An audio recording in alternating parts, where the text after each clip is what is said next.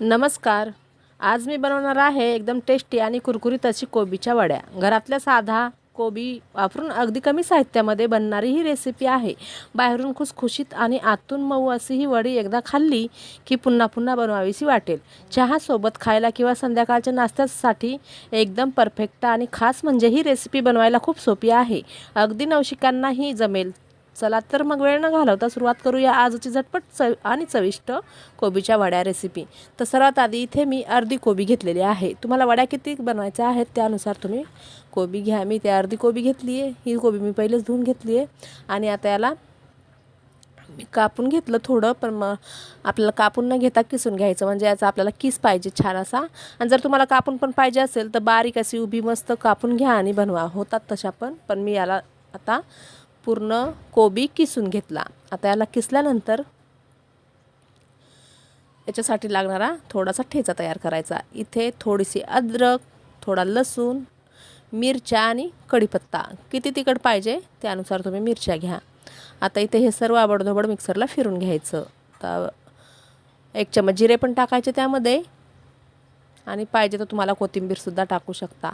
आता इथे फिरून घेतलं. आता या कोबीमध्ये आपल्याला 1 वाटी बेसन टाकायचं, अर्धी वाटी ज्वारीचं पीठ टाकायचं. आता 2 चमच तीळ टाकायचे, थोडीशी हळद, थोडं लाल तिखट, थोडासा गरम मसाला आणि थोडा हिंग, परत थोडेसे जिरे, म्हणजे अर्धा टीस्पून सर्व टाका. आणि आता इथे चवीनुसार मीठ टाकायचं आणि हा वाटून घेतलेला ठेचा टाकायचा. आता हे पूर्णसुद्धा टाकू शकता किंवा तुम्हाला जर कमी तिखट पाहिजे तर कमीसुद्धा टाकू शकता.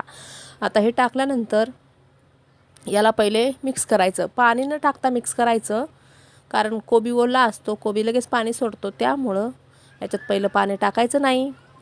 आता थोडंसं तेल टाकायचं आणि आता जर पाण्याची गरज लागली तर पाणी टाकायचं. आता थोडंसं पाणी मी इथे टाकलेलं आहे, कारण आपण याच्यामध्ये बेसन आणि ज्वारीचं पीठ टाकलेलं आहे, त्यामुळे याच्यात पाणी लागणार आहे.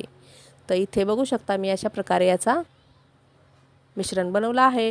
आता अशी एक चाळणी घ्यायची, त्याला थोडंसं तेल लावायचं आणि तेल लावल्यानंतर आपल्याला या मिश्रणाचे असे रोल बनवून घ्यायचे. हाताला थोडं तेल घ्यायचं, चिपकतात नाहीतर हाताला, तर हाताला थोडं तेल घ्यायचं आणि अशा प्रकारे याचे रोल बनवायचे. आता हे रोल तुम्ही छोटे मोठे कसेसुद्धा बनवू शकता, म्हणजे जाड साईजचे पण बनवू शकता आणि असे पतलेसुद्धा बनवू शकता. तर मी अशा प्रकारे मीडियम आकाराचे बनवणार आहे.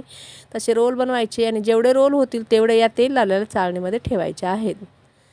आता याच्यामध्ये किती रोल होतील आपण बघूया पुढे.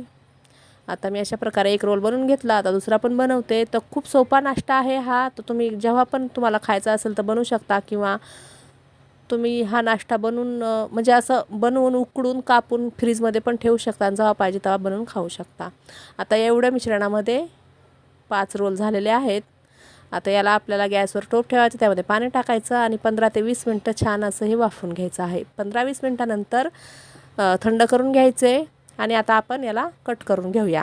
तर आता अशा प्रकारे छोटे छोटे कट करायचे, नाही तर थोडे मोठेसुद्धा कट करू शकता. आता मी छोटे छोटे इथं कट करून घेतलेत. तर तुम्ही याला असंसुद्धा खाऊ शकता आणि असंच आपण आता असं केलं आहे ना मी. तर आता याला ना डब्यामध्ये फ्रीजरमध्ये पण ठेवून आपण 8 दिवस ठेवू शकतो आणि जेव्हा पाहिजे तेव्हा बनवून खाऊ शकतो. तर आता इथं मी सर्व कट करून घेतलं. तर गॅसवर कढई ठेवली. कढईमध्ये मी मोहऱ्या, जिरे, हिंग टाकून छान तडतडू दिलेलं आहे. आता याच्यामध्ये थोडासा कढीपत्ता टाकला, तो पण तडतडू द्यायचा आहे. थोडेसे तीळ टाकले, ते पण तडतडू द्यायचे आहेत. आणि आता या कापून घेतलेल्या कोबीच्या वड्या टाकून घ्यायच्या. तर इथे पाहिजे तर तुम्ही थोडं लाल तिखट पण टाकू शकता आणि थोड्याशा हिरव्या मिरच्या पण कापून टाकू शकता, म्हणजे किती तिखट पाहिजे त्यानुसार.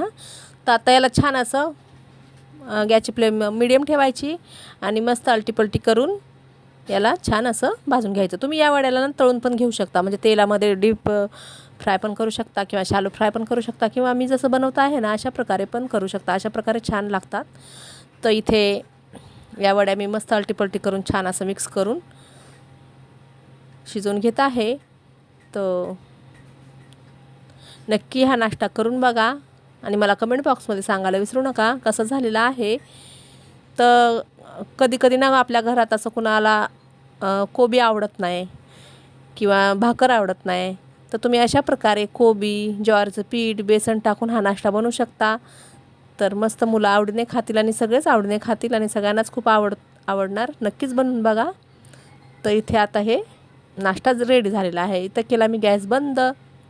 आता मी एक प्लेट घेतलं, त्यामध्ये मी हिरवी चटणी घेतलेली आहे. तुम्ही असा सुद्धा खाऊ शकता किंवा टोमॅटो केचपसोबतसुद्धा खाऊ शकता किंवा अशा प्रकारे चटणीसोबतसुद्धा खाऊ शकता. बघू शकता किती छान झालेल्या आहेत कोबीच्या वड्या. तर ही कोबीची वडी रेसिपी रेडी आहे. तुम्हाला आवडली असल्यास व्हिडिओला लाईक, शेअर, कमेंट जरूर करा. चॅनलला एक सबस्क्राईब नक्कीच करा.